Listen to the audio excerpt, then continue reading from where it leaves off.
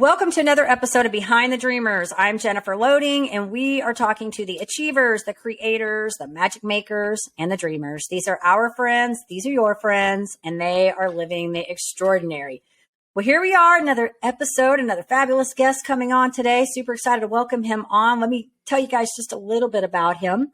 So my guest today says he had the desire to have his own business from the time he was a teenager. Not sure where it came from. He says it took him 25 plus years to make it a reality.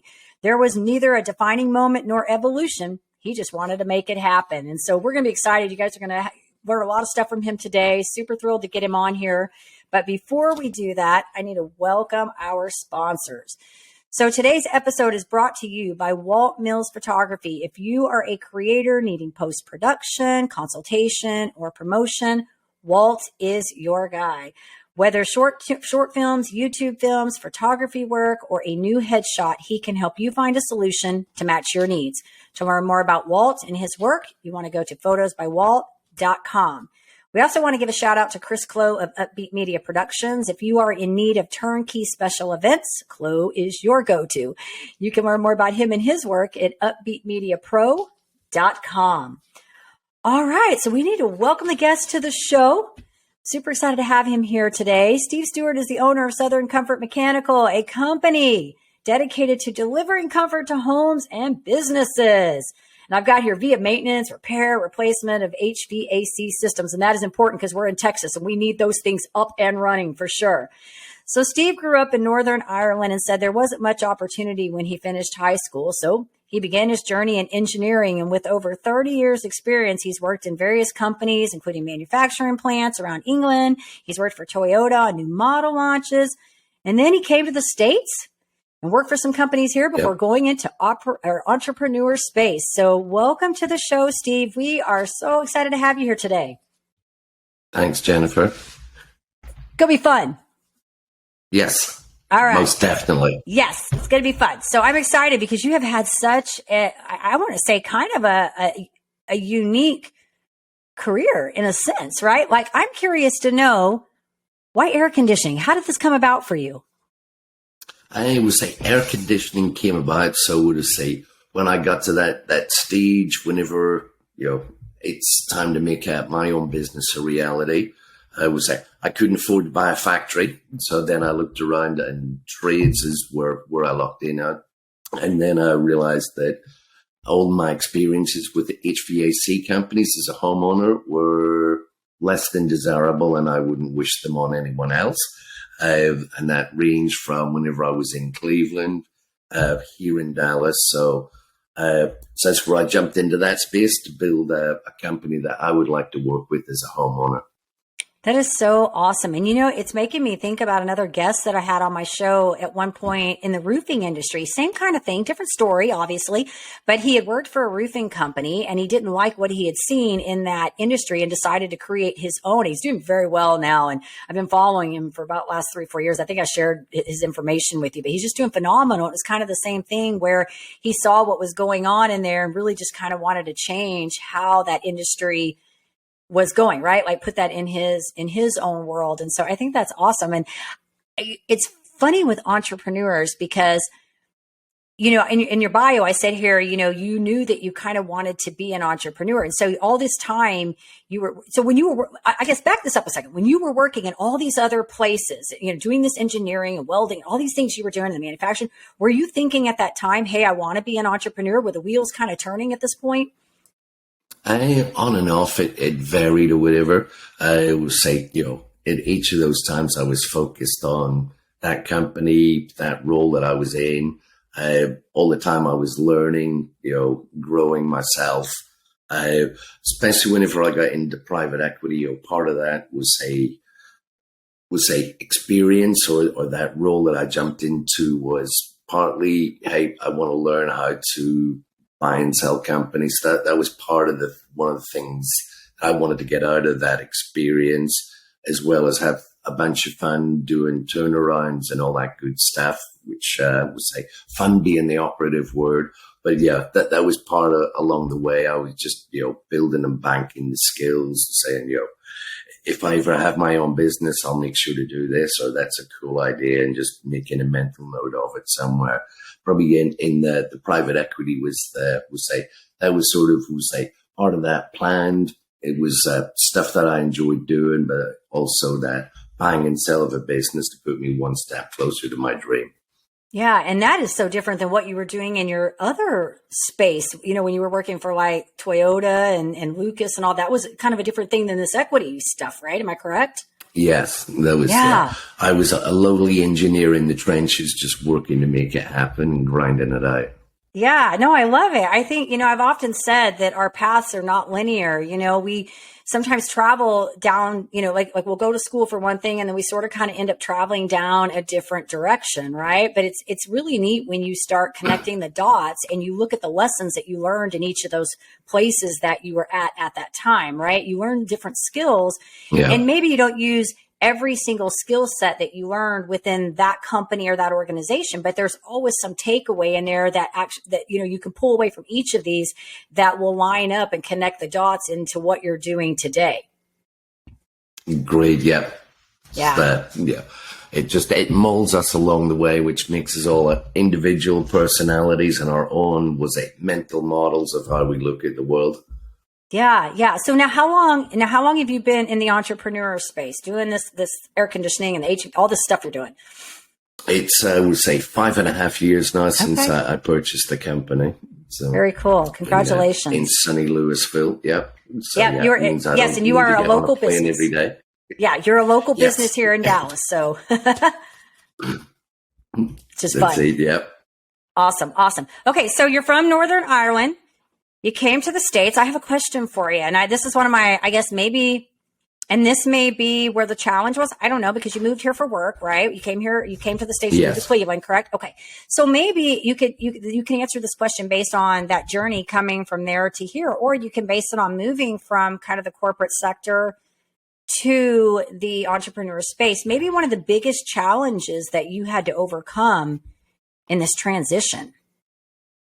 I would say, changing countries was interesting. Because in reality, you're leaving behind your family, your friends. I'm going to say life as you know it. I would say, what the supermarket is. So, the differences between the UK and the US, everything is the same, but everything is different. So things are subtly different. You drive on different side of the road, you're still driving the car. Supermarkets are different. Over time, all the brands and so forth have got pretty much the same. But at the time, it was learning the different supermarkets, which ones to, back then, credit cards, checks, those that were cash only. And so there was a learning process there. TV channels is like, where do you find stuff? American comedies are different. So it was just an evolution in terms of the move. So you could take it as a challenge, but, it was reality. It was part of the excitement. So it's just, hey, we're here, get used to it. It's life as we're going to know it. So just work through it. So. Yeah. Well, and I just imagine, because I think, every time we have the conversation about, hey, we should sell the house and move somewhere, I start getting those heart palpitations thinking, oh my gosh, like I got to move. I got to change things. Like I got new stores around me, new people, new roads. You know what I mean? Like I start thinking about that. So I can only imagine, going from country to country, you would have to have this, we're going to embrace this. Like we're going to embrace this. We're going to make the best of it situation, and from looking at you and knowing you and, and getting in your space and learning about it, it seems like you're doing very well. You've done well. And so that's a good thing. It's a good thing. But I certainly can understand that there would be challenges navigating those little subtleties that are different between places. So. Agreed. Yeah. Yeah. But you just work through them, and it's there. I think as you and I talked before, I call it thinking like a winner. You can be a victim and, everything gets done to you and the world sucks and it's not fair. Or, you just say it's going to happen. So you just need to find a way from point A to point B and make it happen and get on with it. Yeah. Yeah. Well, and Stephen, I know that you're into a lot of personal development because you and I've had that conversation. And I think that is so unique. I don't want to say unique to business owners, but when I'm thinking of air conditioning companies right now, and you guys are probably doing something very different than a lot of them out there, because you mentioned earlier about your experience that you've had, using other places in the past. And so going back to the fact that I know you're heavily into personal development, I know that's carrying over into your company. And so when did you, obviously you were growing in your companies, but when did you kind of make that shift and recognize that this extra stuff that we do, this personal development stuff, is huge important in our growth and how we navigate our businesses as leaders? I would say it probably would say subconsciously came to me, I'll say back whenever I was with Lucas, I, was looking at, I don't know, I'm not mentioning any, but looking at leaders that were around me at that time, I'm able to say, well, I don't want to be a leader like that. I don't want to be a leader like that. So I was able to pick up on a bunch of those things I didn't want to be. I know subconsciously they weren't trying to be, say, bad leaders, bad managers or whatever, but, they had ramifications on people. So, it was just knowing that, hey, someday hopefully I get promoted, I'm leading teams, managing things. So I was, taking those things on board, to be, say, just subconsciously aware. So whenever I got into those roles, I wasn't able to repeat those things and, try and do something different. Not necessarily the right way, but, I knew here's a bunch of things I don't want to do. Yeah. And I think that's go ahead. I'm sorry. Yeah. So I think that's probably where sort of that would say personal development or awareness of, don't do this, don't do that, or whatever over those years, came out of it.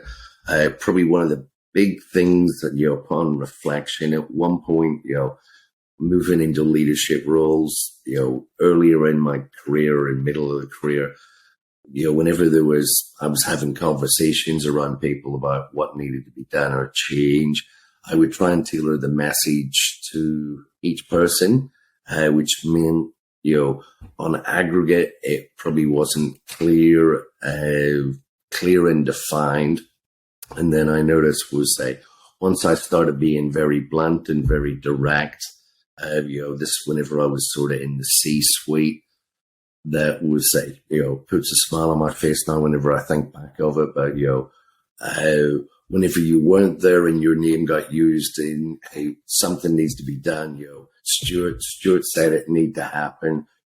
I wasn't there, and I wasn't in that conversation. I give that directive, but the pseudo Steve or the ghost Steve, was totally in line with what I wanted, versus years before, whenever I'd been a bit more, wishy-washy, whatever, things didn't happen. So I noticed, whenever you're very clear, very direct, that, the ghost of you, is in line with you, and that, that was something else that I realized after a while is, very clear and consistent communication on what needs to be done is much more effective than, trying to tailor the message and make everybody feel good, tell it like it is. Not everybody's going to like it, but, it's the reality and things happen better.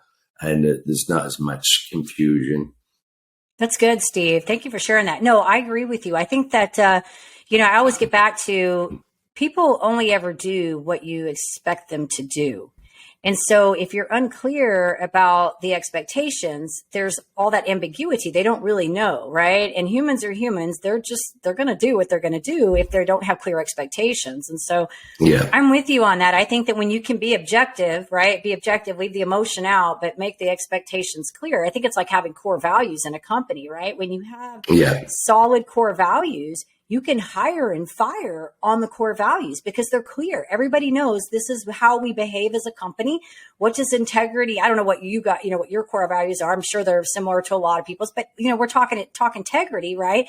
What does integrity look like? What does that look like for a company? And when employees understand I'm talking about this in my program. That's why it's really fresh on my mind. But when companies understand, like, hey, integrity, this is how we show up with integrity. We do what we say we're going to do. We return phone calls. We keep our promise and we treat the customer with respect. When they understand that and that's clear to them, then they know how to behave. And when they don't, then you can come in and say, you have that conversation that, this isn't how we do business. Right. And so I think what you're saying is valid 100%. Yeah, and agree on the core values. It took me probably 3 years before I put the company core values on paper here based on, my expectations and I was running the place. So I would say I took too long to put them on paper for my own company. But I would recommend, whenever someone can get those defined for themselves, don't wait as long as I did, and I should know better. It's one of those things I kicked myself in the head for. Well, and to give you some grace on this, entrepreneurship's a journey. I think no matter if coming into that space, whether even I've been an entrepreneur for 23 years. I've been in the space of doing what I want to do. I'm probably totally unemployable at this point. Because I'm so set in my ways. But even as an entrepreneur this far in the game, I'm still learning things every single day. And I tell people all the time, my most significant growth as an entrepreneur has come between 2018 until now. So you're talking, from 1999 up until 2018, I was in this space. And yes, I had growth, but I think that the teacher arrives when you're ready to receive. So you learn the information when you're ready to receive the information, because if it comes at the wrong time, it just becomes unsolicited advice, right? So it's just another thing on the list. Yeah. So I think the beauty of this is that we recognize that this is a process to begin with, right? Like entrepreneurship is a process. And I think we have to give ourselves grace sometimes. I think the beauty in this, Steve, is that when the light bulb goes off, right? And you get something and you're like, dang, I wish I would have thought about that earlier, but it feels good because you arrive in that place and you're like figuring things out, right? Yes, there was never a dull moment. Yeah.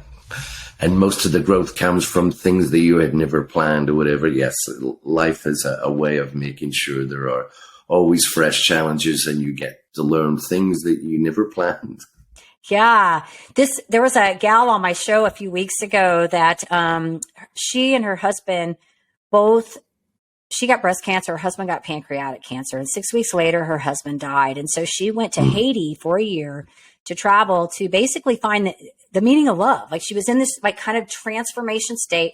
And she wanted to go find the meaning of love. And so she took these different ways to figure this out. But what was interesting is she said that every time she would have a direct path that she would think would answer her question, whatever love was it being kind, however you show that. She said every time the message would teach her, she would find it in a different way. It wouldn't come in the way that she had set out to do. And she even told this story. You need to go back and listen. It's a funny story. She told this story about this chicken that she was in Haiti. And I think these guys had come from America. I don't know. They were doing something with wells or something. I can't remember the whole story. But long story short, she offered to sleep outside and they let her. And so then she was bitter because she was like, I'm a lady and you're going to leave me sleeping outside while you guys are inside. And so she tells this story about multiple nights this chicken was coming to her feet and she thought it was like a chupacabra or something wild and it'd be this stupid chicken, right? And and then later on she went on to say 2 nights later they think they had the chicken for dinner. But long story short, she said that she learned it was something about forgiveness, not holding grudges. She learned something through that message to let go of that bitterness because she was angry about it at first, right? And then she was able to work through that. And so I'm with you. I think that when we set out to find things, they never really happen the way we intend to set them out. We find them in the most unobvious, if that's a word, ways that when we get the message, right? It's almost like sometimes we have to have we have to be humbled, brought to our knees or something. We have those wake up calls and we go, oh, okay, maybe we need to do that maybe it'd be a good idea if we look at our finances in our business. You know what I mean?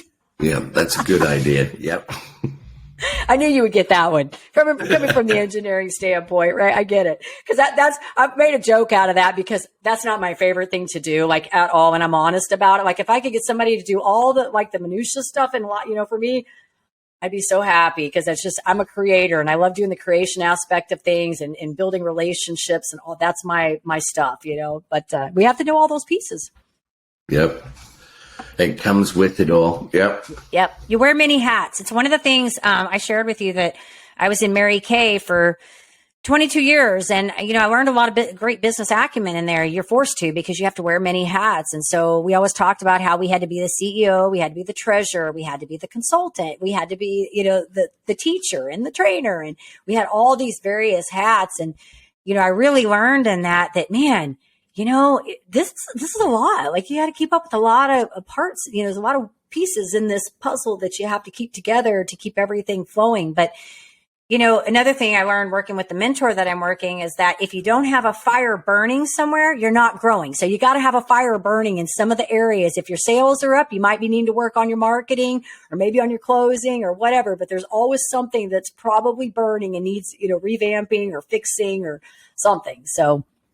Yep. Always. Yeah. Because you're a business owner.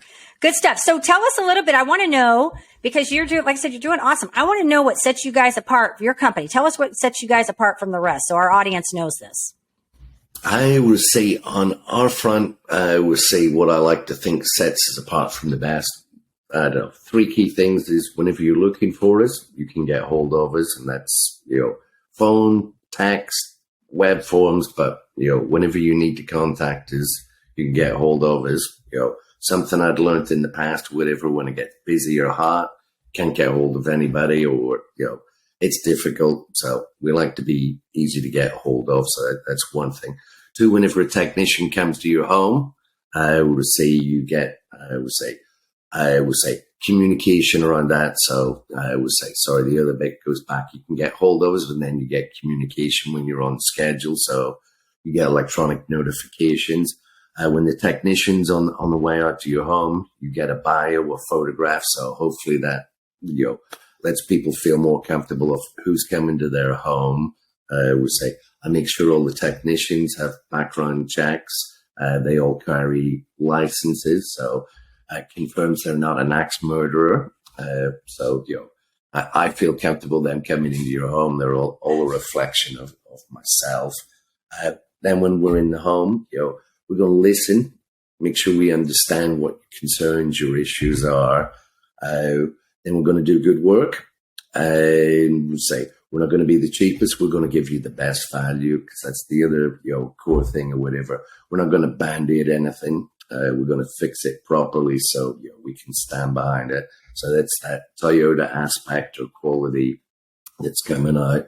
And then, we're going to be there or whatever. So if you've got an issue or problem, we stand behind stuff. So, you're going to get follow-up from either us or whatever, or, you can reach out to us anytime. So those are sort of some of that high-level stuff. But, they're all being contactable, quality, being professional, and doing what we say. So that's sort of, so there's no one thing, it's lots of little things, but that's, we'll say, hopefully it adds up to a lot if you're a homeowner.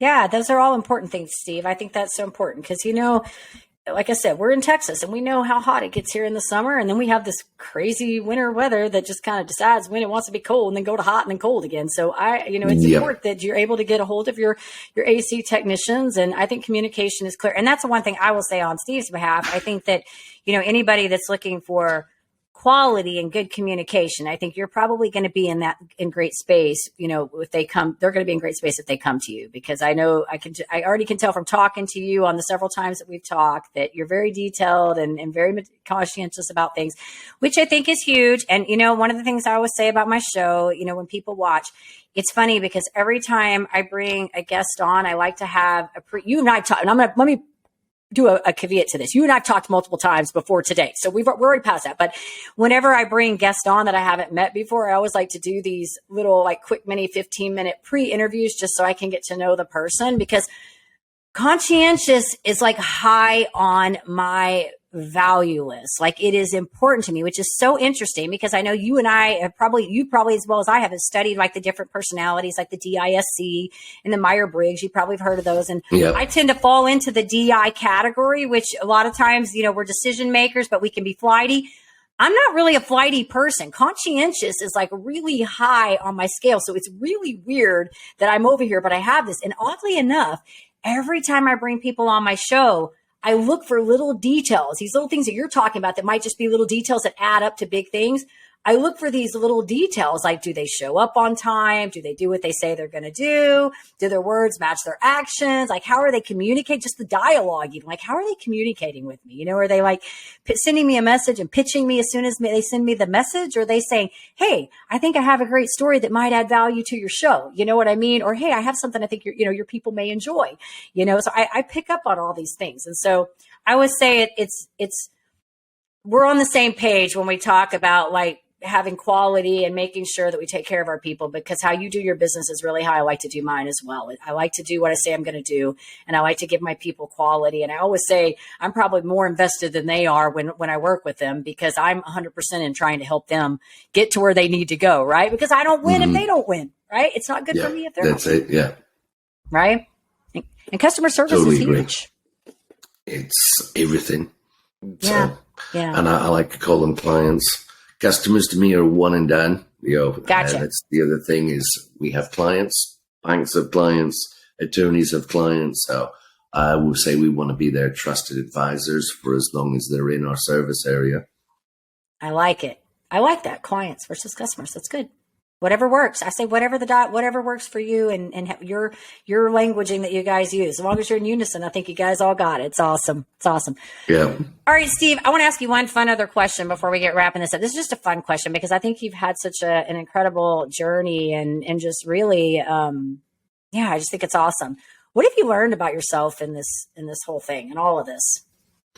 In all of this or whatever, stuff that I probably wouldn't have realized when I was younger. But the key thing, if you want something to happen, truly, and it's what you really desire, you will make it happen. So it's, as you say, it's that subliminal thing in the back of your head. 'Cause that way your subconscious is open to learning and seeing opportunities that you're not closed off to. So, if you want things to happen, and especially when you're younger, think big.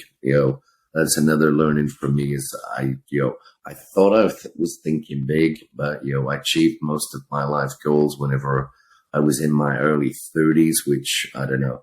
Then you spend, I don't know if it's midlife crisis or not or whatever, but then you spend a couple of years thinking, I've achieved everything that I'd wanted to when I was younger. So, think big. Or think really big and massive or whatever. That way you don't have to do it twice in your life. Yeah. Go ahead. No, go ahead, Steve. Finish up. Go ahead. I was just trying to think if there was anything else. So and then that thinking like a winner. So just figuring out it's going to have to happen. So just how do I get from A to B, and don't be afraid. So I know younger in my career, whenever you're getting held accountable for, hey, we need to make a 5% improvement on productivity or scrap rate quality, hell, make it 40%. But before I used to have to think bottoms up and saying, okay, I need to see all the pieces come together before I'll sign up for that goal. Somewhere in my career that transitioned, and I'm not afraid of, 50, 100% improvement numbers, over a longer period of time or whatever. But, you figure it out, just dive in, start doing things, taking action, and you achieve, that big goal, even though you don't know what that road looks like from A to B. There'll probably be 15, 20 different detours along the way as you figure stuff out. Yeah. Well, and that's hard too, to go from that. For me, it's easy because I've kind of just always been like that, Steve. I'm like, we got a risk, we got a challenge, let's go for it. Like, I'm ready to go. But it's hard for, some people to make that shift from having to see everything right first and have in that reflection and having enough evidence to go, okay, it's okay to jump on that other side, because our personalities are all very different. And if you studied even like, Tony Robbins' Human Needs, I always talk about that. If security is really high on your scale of 6, that's really tough to go from, okay, we're going to go to certainty to uncertainty, right? Like, I love uncertainty because it's just crazy when it's uncertain, I like a little certainty, but I like uncertainty, right?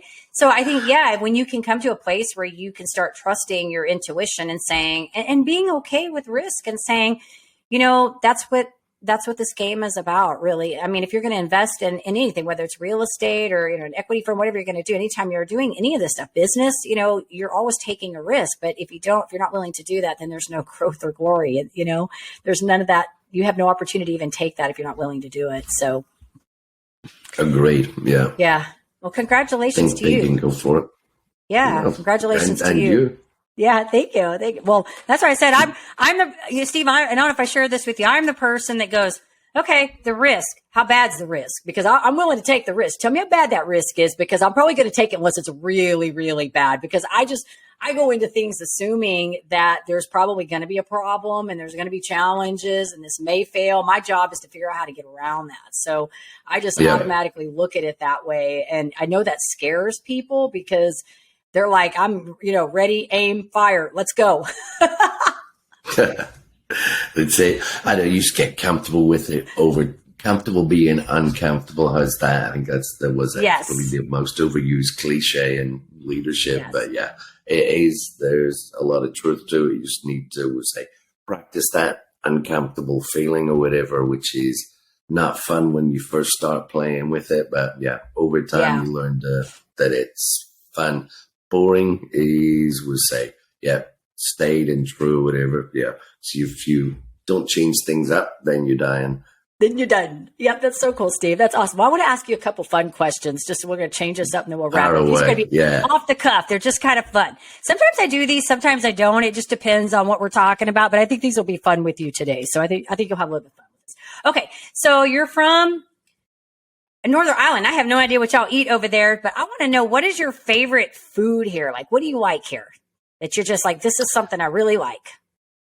I would say my favorite food these days. So I would say for the most part, I follow a somewhat vegan diet. So these days it is probably a chickpea curry is my favorite food. Chickpea curry. Interesting. I don't think I've ever had that before. So very cool.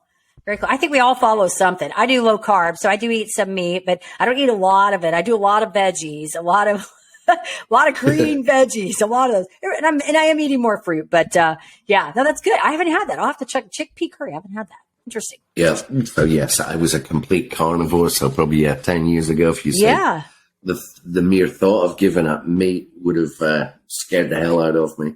Yeah. Interesting. Well, it's funny. All my kiddos, well, I take that back. My youngest does eat meat. My two daughters are they don't do any meat at all, which is interesting because you met my husband and he grew up on a farm in Montana. So beef is in their bloodline, and it's like, I got two kids that are just like anti-meat eaters at all. So it's kind of funny. Okay. What is your favorite book that you read? Cause I know you've read books. So what is your favorite all time, maybe one that had the most impact on you?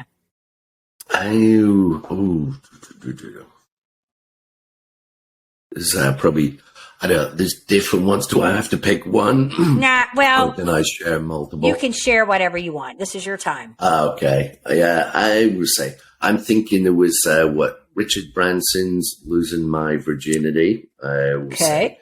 The original print, which came out, 30 odd years ago? Okay. I would say, so that one was, I don't know, I find it inspirational and, just insightful on the entrepreneurial space. There is, I would say, I'm probably going to mess up the title of it. There is the teachings of Taiichi Ono. So for those that don't know, he is the godfather of the Toyota production system. So okay. I would say, a lot of the way that Toyota operates were, or a lot of the way the world operates these days is based off what he came up with. So he was a true entrepreneur back in, I don't know, what was that, the 50s or whatever, whenever he put that stuff together, and probably had no, realization of what it was going to transpire out to and the effects he was going to have on the world. And then we'll say in the last, probably couple of years, the book, it's, I think it's A Life Less Stupid by Keith Cunningham, who is he was the rich dad in the Rich Dad, Poor Dad story. So I would say that was good stuff as well. And then, the English guy. I'm trying to remember his name. I'll start with Y. That was Simon Sinek. That's it. Yeah. Yep. And then there's the other great author in the background. Pull a blank. Well, since I've read his stuff. Oh, that's not very helpful. So yeah, I'm professional. I'll probably come back to me once I stop thinking. Yeah, no, I'm impressed that you remember those because I've read so many books too. And it's funny when people ask me that, I always talk about like my number one, I love Stephen Covey's 7 Habits of Highly Effective People. That's probably my all-time favorite book. But then I am a big John Maxwell fan. So I like all of his because I just think they're short, sweet. They get the message across and they're all about leadership. And so I'm impressed that you remembered all those, but thanks you for sharing those because the only one that I know that was the Simon Sinek one, all those other ones you mentioned, I never even heard of those. So thanks for sharing those. You can get a lot of really good book lists off this show when I ask this question for people. You find out some of them you'll hear, you know, like some of the like Atomic Habits will come up a lot of times over and over, but that was great because those have never been said on my show. So I know. So thank you. Yeah, and if you want, I can try and dig up some of the covers or whatever and send them to you. So, you can do that. Awesome. I want to check them out. No, I like Simon Sinek too. I'm using, building out my program. I am using some of his work because he talks about like finite and infinite games and his other stuff about leading with core values, how they have to be action verbs and not just statements because your people don't know what they are if they don't know how they look. Like basically like when we were talking about integrity earlier in the show, right? Like what's integrity look like? It might look different to you and me. And I doubt it. I think you and I have kind of similar core values, but to some people, integrity might just mean I get out of bed, you know? Yeah. You know, it could be different. So this has been great, Steve. So if our audience wanted to learn a little bit more about you, maybe they need to find you and your services because they're here locally, where do we want to send them? I would say probably the best place would be, let's say, our website, which is www.scm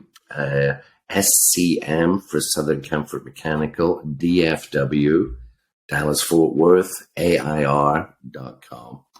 Perfect. We'll make sure to, when this goes out, I'll put the website in there so that they know how to find you and we'll get you connected. If anybody's best, or just call. Yeah, and if anybody's in the area and needs some great service, Steve's your guy for sure. Give him a call. I think it's great, Steve, that you're growing and continuing to grow because I know that affects, you know, the people that you're working with, and that's what keeps the company growing. And so I think that's an important thing in this entire message is the continual learning and progression. Because when a leader stops growing, I think that everything stalls, and that's when companies actually go stagnant. So I think that the thing that I like about you is that you continue to keep growing and evolving and really trying to, you know, keep things right. And that starts with us, right? Exactly. Yeah. Fish rots from its head is the great Japanese saying. That's totally true. Yeah, that's great. That's great. All right. Well, this has been fun. So thank you so much for sharing with our guests. So appreciate you. Do you want to say to our listeners, of course, if you enjoy our show, please be sure you give us a rating on iTunes. Go check us out on Facebook. And then also hit that subscribe button on the YouTube so we can keep sharing all these awesome stories. And we want to leave you guys with a final parting thought. In order to live the extraordinary, you must start. And every start begins with a decision. You guys take care, be safe, be kind to one another. We will see you next time.